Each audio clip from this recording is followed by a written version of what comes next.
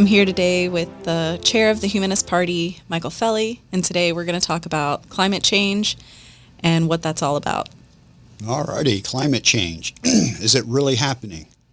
Let me ask you, what do you think? I think it's really happening, considering my shoes almost melted in the parking lot. Well, I can say unequivocally that all the data supports you. And that's what we're going to talk about today, the data. And some of the gaslighting that's occurring, some of the historical evidence, what we humans have already done, specifically we Americans. You know, you can imagine if we Americans are doing this, what other people in the planet are doing also. So let's begin with Thomas Jefferson, one of my heroes, one of the great humanists of all time.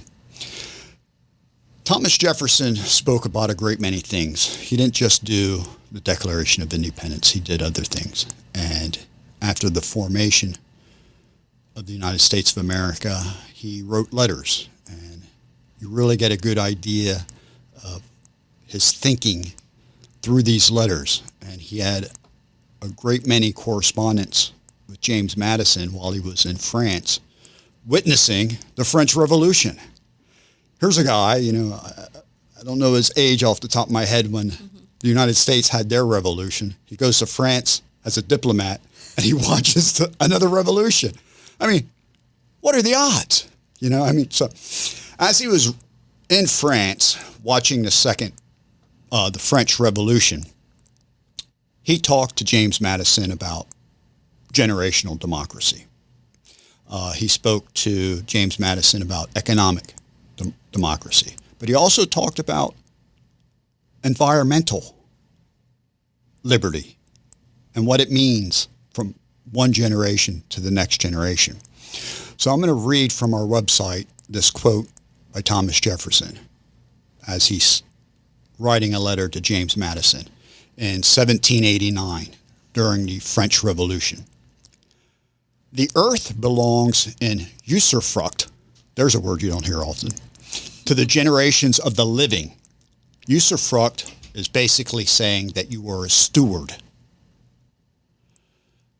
For if one generation could, they might, during their own life, eat up the usufruct of the lands for several generations to come, and the lands would belong to the dead and not to the living, which would be the reverse of our principle.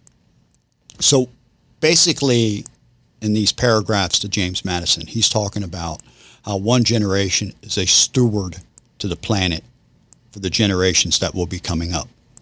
Because what we have are called local commons and global commons. Obviously, the earth is a global common. It belongs to everybody.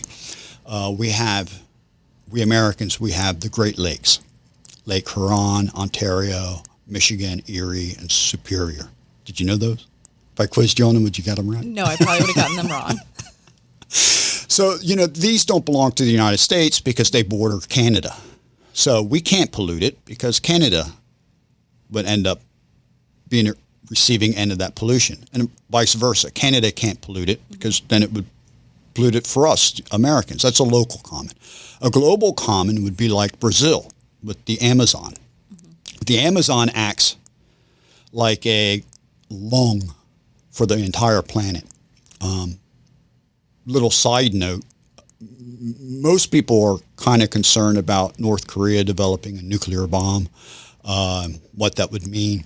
I'm more concerned about waking up one day and Brazil's decided to just destroy the Amazon and put up condominiums, being a little facetious, but whatever reason why they want to destroy the Amazon, because it would have devastating effects for the world economy. I mean, for the global environment. It's not that I'm not concerned about North Korea, but for those of you who don't know, Ronald Reagan did the Star Wars Strategic Defense Initiative, where we pumped trillions and trillions of dollars into the military in the 1980s. So in case the Soviet Union launched an all-out attack for no reason whatsoever, we have satellites in space that could just shoot them down with the laser beams. And he dubbed it Star Wars. And, you know, George Lucas went crazy because he used Star Wars. You can't do that. without paying royalties. That's why George is like, $50 billion wealthy. But, one nuclear weapon, you can't even launch anything without everybody knowing ahead of time that you're launching a missile. So be fearful if you want of North Korea. That's fine. But be more concerned about Brazil destroying the Amazon because they want to graze cows, because that would have devastating effects for the entire globe.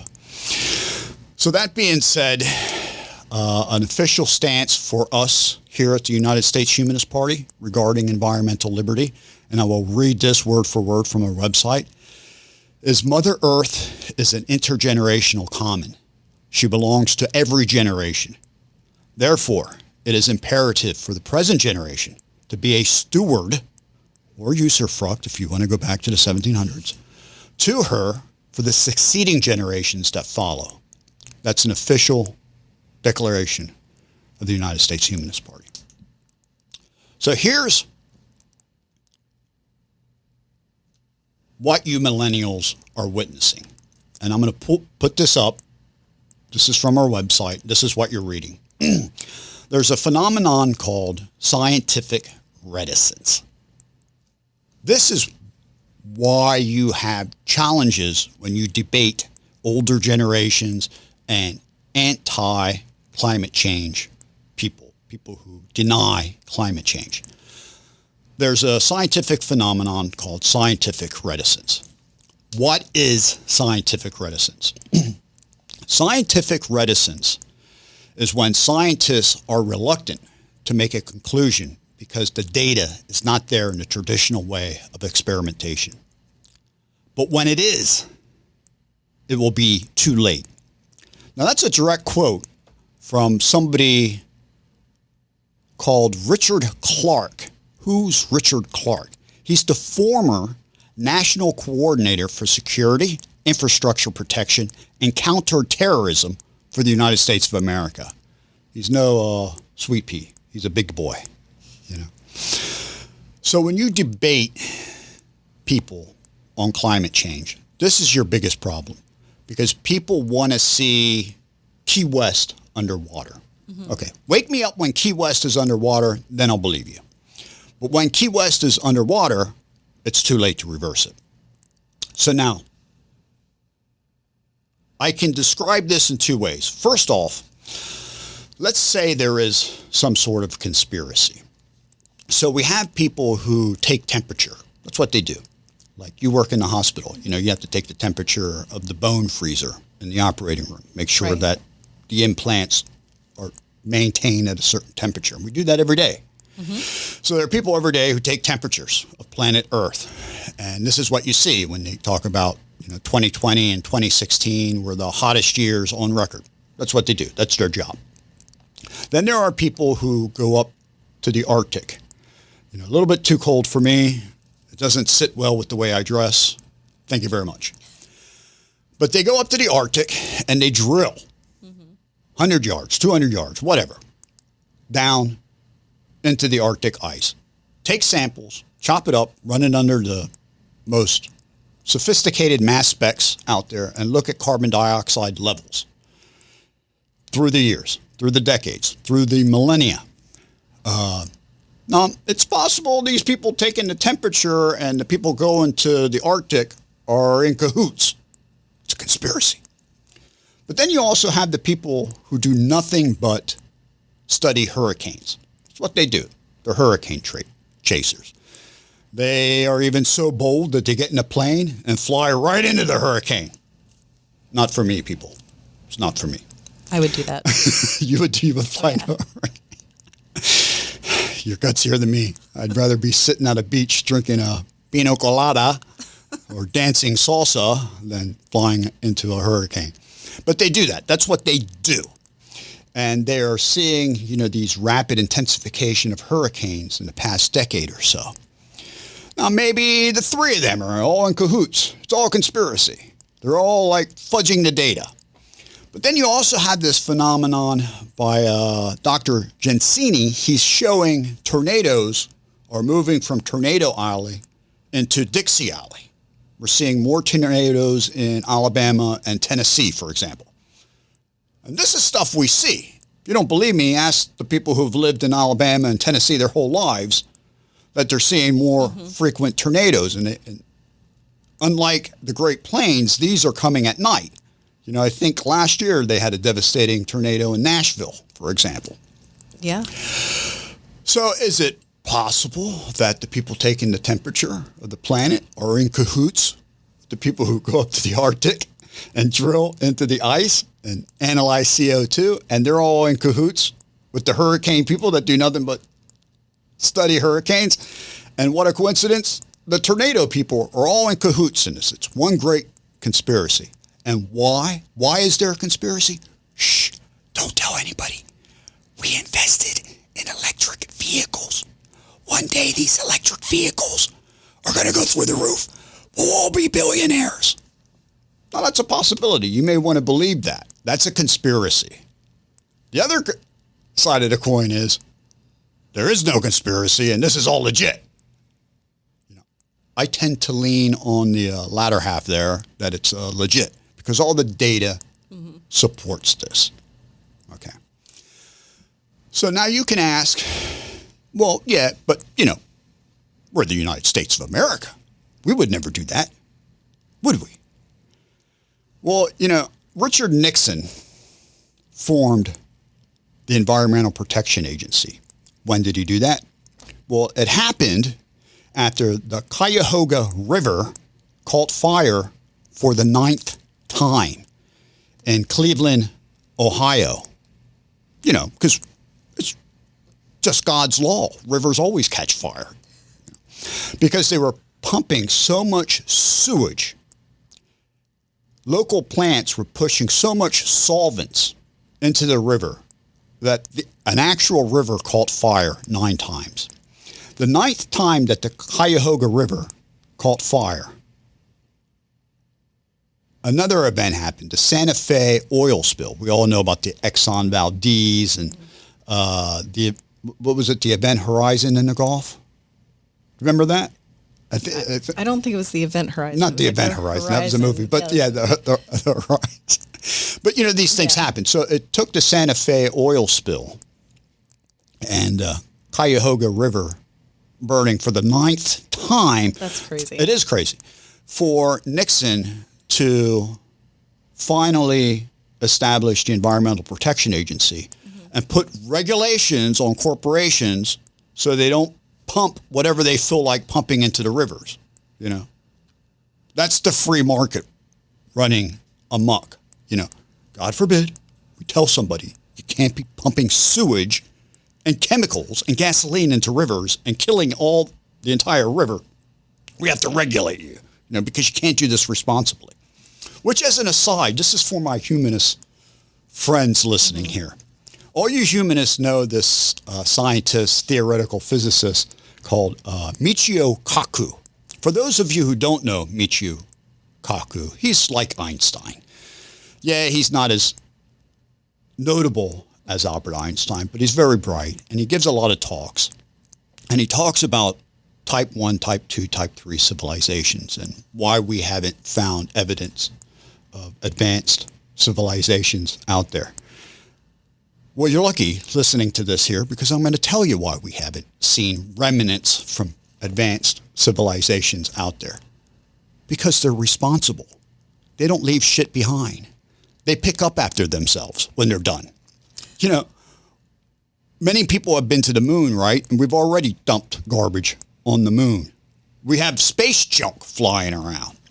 You know, we have robots now on Mars, and they'll be there probably forever. That's called irresponsibility, you know, leaving your junk lying around. Now, I get it. Can't take the junk home. It has to stay. I understand. But if it's an advanced civilization, wouldn't it make sense that they pick up after themselves after they're done whatever they're doing in the universe, creating their warm holes, and they like dismantle everything because they don't want it lying around. They have a responsibility to the universe. You see, it's like... That's a possibility. It's like, you know, you ever see people... I was changing my oil This is a while back. I don't remember precisely what, but I was collecting the oil and taking it to the local gas station so they could recycle the oil. And one of my buddies like, "What are you doing?" I said, "Well, I'm putting the oil into a jug. I'm going to take it to the gas station so they can recycle it." I said, "Well, what do you do?" And he looks at me and goes, "I just dump it in the ground." And I'm like, okay. Imagine everybody who has a car and they just dump their oil into the ground. And that's what people do. A responsible person, as they're cooking, they clean as they go. They're putting stuff into the dishwasher as they're done with the pan and stuff. Other people, just let it in their kitchen for like 3 or 4 days. They'll clean it when they start seeing roaches and bugs. God. It's called irresponsibility. Yeah, I'm a hiker, and when I go, anything that I take with me leaves when I leave, Right. And we don't collect rocks or anything like that. There's no trash. Everything that comes with us leaves with us. Yeah, and that's called responsibility. That's an advanced civilization. That's your type 3 civilizations for you Michio Kaku humanists that are listening today. That's why we don't see remnants of a Dyson sphere and all this stuff running around, because, as they're done, they are responsible. They dispose of it properly. They didn't leave their flag on Mars for our rover to find. Yeah, exactly. No, what's the monolith in 2001, Space Odyssey? So what else do we see from the United States of America? God bless America. Well, in the 1970s, we had this problem with chlorofluorocarbons that were damaging the ozone layer. And once we found out that we damaged the ozone layer, the World War II generation was like, what? What did we do? What? We need to fix it. So they got together. They had a Montreal Protocol. I think it was 1989. They got every country to sign it. It was probably one of those Godfather moments. They made them an offer they can't refuse. Either your signatures on the piece of paper or, the guns to the head. But everybody signed it. We got rid of chlorofluorocarbons. We fixed the ozone layer. The World War II generation didn't go about gaslighting the entire globe. No, it's all fake. Never happened. Fake news, people. Fake news. But we did that. Mm-hmm. Then in the 1990s, a Republican passed the Clean Air Act amendments, the very first President Bush, 1990, 1992, because of acid rain. You had all of these corporations producing sulfur dioxide, and as the clouds pick it up, the rain that followed suit was damaging the crops and things of that nature. So they passed the Clean Air Act. Well, you can look at the plastic in the ocean, worldwide. It's floating everywhere. You can read about that. For those of you at home, the coal industry, we have proof that the coal industry knew about climate change as far back as 1966. The oil industry knew about climate change as far back as 1977. So this isn't news. So I'm going to share with you what's going on planet Earth. Well, we have an infection. It's called planetitis stupidicus. What is planetitis stupidicus? Planetitis stupidicus is a planetary infection of stupid people. That's what's going on our planet. Now, if the United States does this, what do you think India is doing? What do you think China is doing? What do you think Brazil is doing? What do you think Europe is doing? If we're the greatest nation on this planet, and we've been the greatest nation since 1776, and we burn our own rivers, what are other countries doing? So, let's look at the main drivers of carbon dioxide. There's roughly 10 countries that are the main drivers of carbon dioxide emissions. But for you listening at home, we humanists are adding 2 more.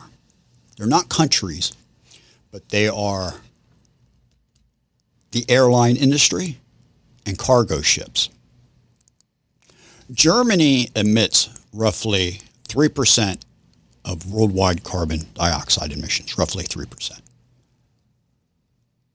The airline industry globally emits 3% of carbon dioxide emissions.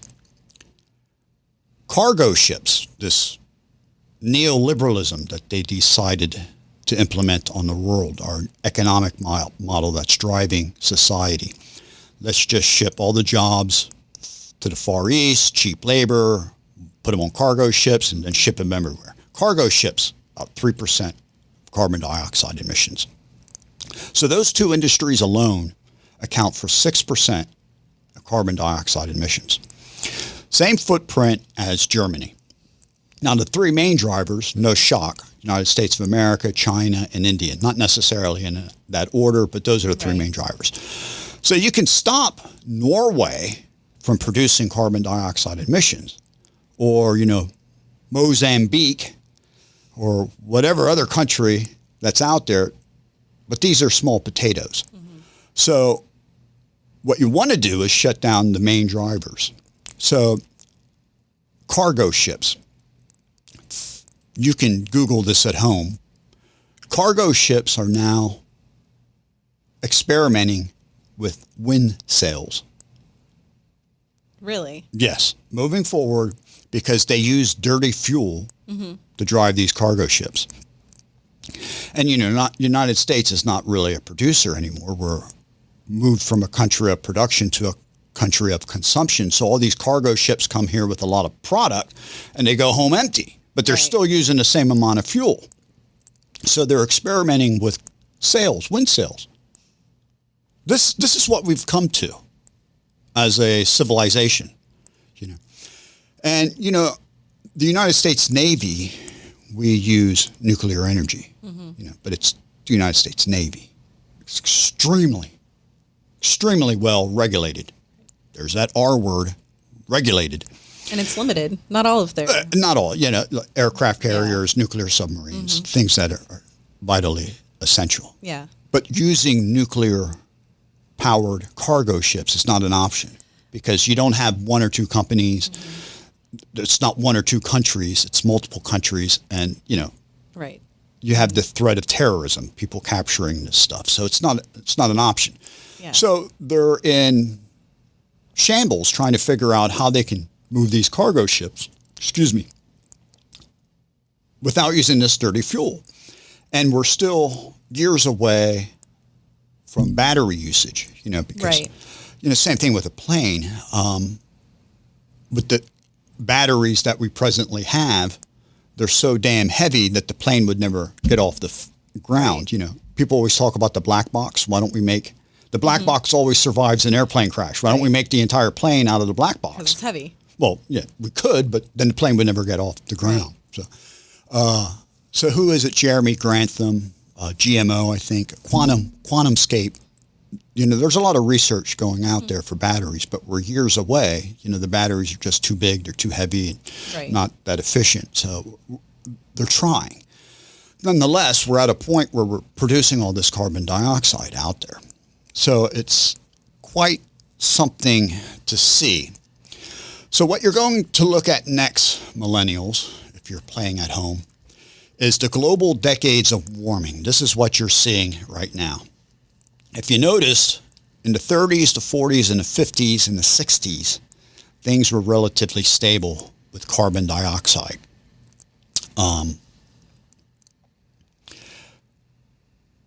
It started in the 1980s when this newfound neoliberalism took off and opening up of China, that you start to see the global decades of warming. And what a shock. Every decade is warmer than the one before. Now here's the thing. You have a child, right? Okay. Let's say you take your temperature of your child today and it's 98.6, which is textbook normal. You have 1 degree Celsius, 2 degrees Celsius, 5 degrees Celsius, 10 degrees Celsius. If your child, I believe, went up maybe 5 degrees Celsius or whatever, it would be up to 107 degrees temperature. That's critical. Yes. You call the emergency room, they tell you to put ice under the armpits, on the groin, maybe even an ice bath. The brain would start to have brain damage at that point, Absolutely. Higher, you would be dead. Mm-hmm. So here's the question for you. Here's a question for people at home. Now, we're already approaching 1.5 degrees Celsius temperature increase. And because of scientific reticence, you're like, wake me up when Key West is underwater. Then we'll change things. By then, it's too late. So my question to you, when you millennials talk about climate change and you talk to people who don't believe in it, at what temperature do you become concerned? So my question to you is, all right, 107 is critical. So at what temperature would you go, maybe I got to take my child to the emergency room? The emergency room? Yeah. Probably 101, 102. Yeah, that's what most people do. If your child is running 102, 103, you're like, uh-oh. Yeah. I'm taking my kids to the emergency 104 room. is really bad. Yeah, exactly. Exactly. So you have a range, Like, I don't know what's going on. Take it. If you're in a hospital setting and, they take your vitals, and yesterday you were 98.6, and then they take your temperature, whether it be orally or rectally, and it's like 104 degrees, the nurse calls the doctor, and the doctor orders blood cultures. They want to get a urine sample and things of that nature, maybe a sputum sample, and the hospitalist will consult infectious disease, because you don't go one day 98.6 to 104 with something not going on. Right. So when you argue with these climate change deniers, you have to ask them, well, at what temperature should I become involved? And most people will look at you like that deer in a headlight, and they go Mott and Bailey like they do with the economy. Look, millennial, socialism and communism is not the answer. Nobody's even talking about that. It's like, answer the question. At what temperature do you become involved?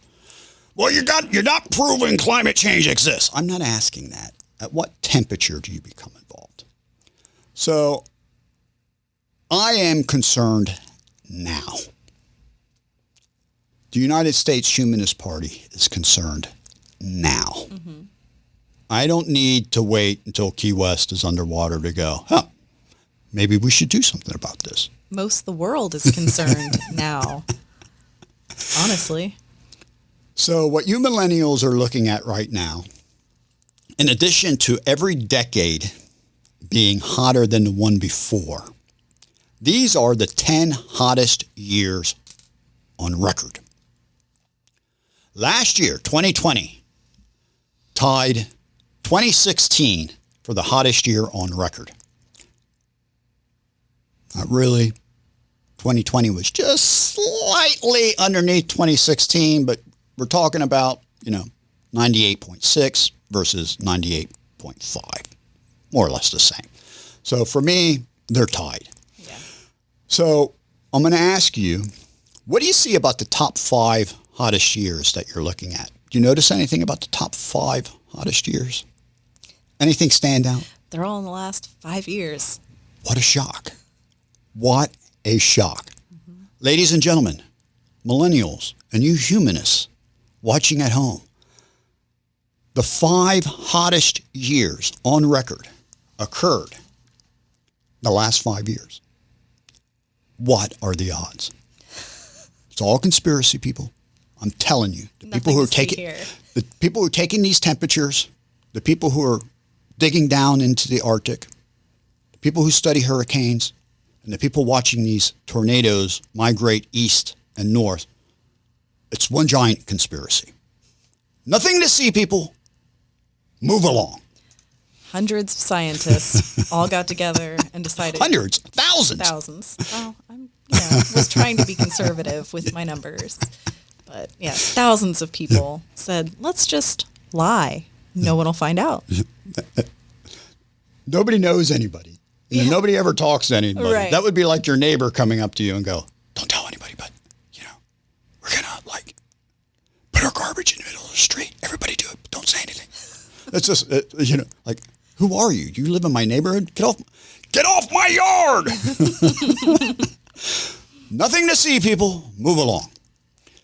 So let's look at 2020. Now, this comes from an anonymous millennial. I won't say his or her name, but a millennial once came to me and said, Michael, baby boomers are going to die from old age, but Generation Z will die from climate change. You may be on to something. Oh, that hits. So there used to be an old game show called To Tell the Truth. You can YouTube it. It's in black and white. Don't try adjusting the color. It's a black and white TV show, To Tell the Truth. So I'm going to play a game with you here. Okay. In 2020, now you already know 2020 ended up being tied for the hottest year on record. Right. All the while, we shut down the airline industry and we shut down cargo ships. This was the supply and demand thing. This is why you couldn't get toilet paper in the grocery stores, because the cargo ships weren't coming in. So we're going to go down the list, and I'm going to ask you to tell the truth. Okay. Month by month. January 2020. Hottest January ever? True or false? True. January 2020 was the hottest January on record. The four hottest Januaries occurred since 2016. The 10 hottest all occurred since 2002. All right, true or false? February 2020 was the hottest February on record. True or false? True. False. It's the second hottest February on record. February 2016, hottest February on record. True or false? March 2020, hottest March on record? False. You are correct. March 2020, second hottest March on record. March 2016 was the hottest March on record. Here's something for you at home. What else happened in March 2020? Globally. Was that the murder hornets? Or no, it was Australia. Australia was on fire. I forgot about those hornets. Australia had their worst fire ever, March 2020. They estimate, talk about a conservative estimate, between 500 million to 1 billion animals perished in the Australia fire. Worst fire in Australia history. Guess what was Australia's hottest year on record? 2019. What a shock. All right, to tell the truth, April 2020 was the hottest year on record. True or false? False. April 2020 was the hottest April on record. And at this point, COVID was in full force. The entire global economy was shut down. April 2016 was tied with April 2020. May 2020, hottest May on record? I'm going to go with true. True. Tied with 2016. Yet again, tied with 2016. The entire world has come to a halt because of COVID-19. May 2020 comes in as the hottest May on record. What else happened in May 2020? The Arctic recorded its hottest temperature ever. Nothing to see, people. Move along. It's all one giant conspiracy. June 2020. Hottest June on record. True or false? True. False. It was the third hottest on record, tied with June of 2015. June 2019 was the hottest June on record. First 6 months of 2020. True or false? Hottest 6 months ever? True. False. It was the second hottest on record. 2016, the first 6 months, hottest on record. You live in Florida, right? Yeah. True or false? In Florida, first 6 months of 2020. Hottest 6 months ever? Yes. True. January through June 2020 was the hottest 6 months on record in Florida. Wow. July 2020, hottest July on record? False. False. Third hottest. July 2019, hottest on record. July 2016, second hottest. Nothing to see, people. Move along. Guess what else happened in July 2020? I'm not laughing because it's funny. I'm laughing because it's just, what I'm about to share with you is just mind-boggling. July 11th, 2020, Phoenix, Arizona recorded a record hottest low. We're talking when the sun's down, the moon's out. Their low in Phoenix was 94 degrees.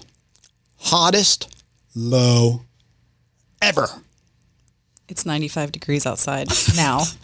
Nothing to see, people. Move along. Wake me up when Key West is underwater. August 2020. Hottest August ever. Now remember, COVID shut down the world economy. Yeah. Nobody can buy toilet paper. People were selling it on Facebook for like $10 a roll. I know women that were offering sex for toilet paper.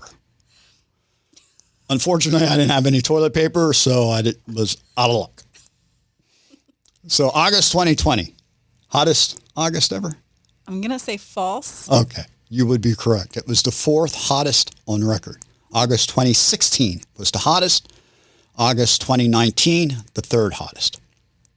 Death Valley, August 16th, 2020, recorded their hottest day on record, 130 degrees. Wake me up when Key West is underwater, okay? You know, nothing to see, people. Just move along. That concludes summer 2020. In the Northern Hemisphere, true or false? Summer 2020. Hottest summer on record in the Northern Hemisphere. True. You are correct. Summer 2020. Hottest summer on record in the Northern Hemisphere. Tucson, Arizona. Hottest summer ever. Listen to this. Phoenix, Arizona. Summer 2020. They recorded 53 straight days of 110 degrees or more. 53 days straight. That's 20 more days than the previous record. The previous record was 33 days. That was in 2011. So they didn't just break the record like 34 days. They demolished the record. That's like, you know, you don't break DiMaggio's all-time hit record. You know, you go like 162 games with a hit, which is impossible. But, you know, that would be that phenomenon, you know. Right. 53 days consecutive, 110 degrees or more. Previous record, 33. Nothing to see, people. Move along. Did I do September? No. Okay, Yeah, September we're still in 2020. August. September 20. Hottest September ever? Yes. September 2020 was the hottest September ever. 2019 was the second hottest. All right, now we're going down to Halloween. October 2020. Hottest October on record. Now remember, people can't get toilet paper. Cargo ships, 3% of carbon dioxide emissions. Airline industries, 3% of carbon dioxide emissions. October 2020. Hottest October on record? I'm going to say no. You would be correct. It was the fourth hottest on record. 2015 was the hottest. 2019 was the second hottest. 2018, the third hottest. November 2020. Hottest November ever. True or false? No. November 2020 was the hottest November on record. I thought we had a trend going. I know. But people still can't get toilet paper. November 2016 was the second hottest. November 2019 was the third hottest. Closing with Christmas holidays, December 2020. Hottest December ever? Yes. False. Oddly enough, December 2020 comes in as the 8th hottest December on record. December 2015, for those keeping track at home, was the hottest on record. December 2019 was the second hottest. Because it came in 8th on the hit list, 2020 did not break 2016's record. It merely tied 2016 as the hottest hottest year on record, 2016 and 2020. So what you see, people, is we have enough data to... My computer wants to restart. No, we'll do that later. We have enough data that shows something's going on. Mm-hmm. You millennials, we don't know, I shouldn't say don't know history, but may not have lived during this history. We have historic precedents. We have the Cuyahoga River on fire. We had the Santa Fe oil spills, the Exxon Valdez, the Horizon in the Gulf. We have acid rain. We had the World War II generation damage, the ozone layer. This isn't something new. Remember, Michio Kaku says, we should see remnants of advanced civilizations out in the universe when we're looking at the Hubble Space Telescope. Why don't we see anything when we are peering out in outer space? Because they're an advanced civilization.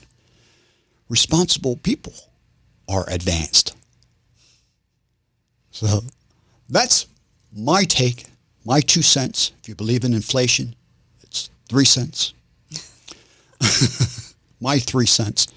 Somebody tell Michio Kaku that the Humanist of the United States Humanist Party has it all figured out. That's why we don't see remnants from advanced civilizations. Because they're advanced, they're responsible. They take care of their universe, the galaxy, but not we humans. We just, do crazy stuff. But that's what scientific reticence is moving forward. When you have the data that inexplicably shows that this is taking effect, it's too late to reverse it. Now you're stuck with it. And this is an infringement. An infringement on environmental liberty. This is what Thomas Jefferson was talking about. From one generation to the next generation. How old's your kid? 9.